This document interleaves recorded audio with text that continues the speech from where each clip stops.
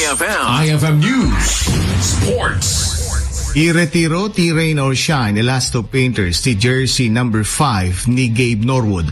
Babayan iti maysa a seremonya intun umaingal daw iti Biyernes Abril 10. Ti seremonya ket naka-schedule iti halftime iti Elasto Painters kontra Converse ngagayayam oras de las 5:15 J Mall of Asia Arena.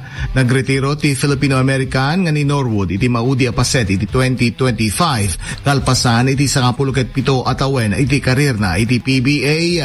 Nagtalinaed ni Norwood iti amin atawen na iti Rain or Shine.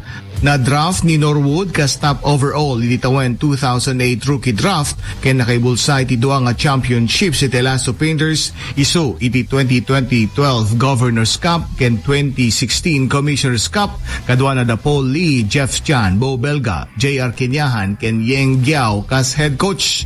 Iti rookie year ni Norwood arwat na iti jersey number 10 sakbay nga nagsukat iti jersey number 5.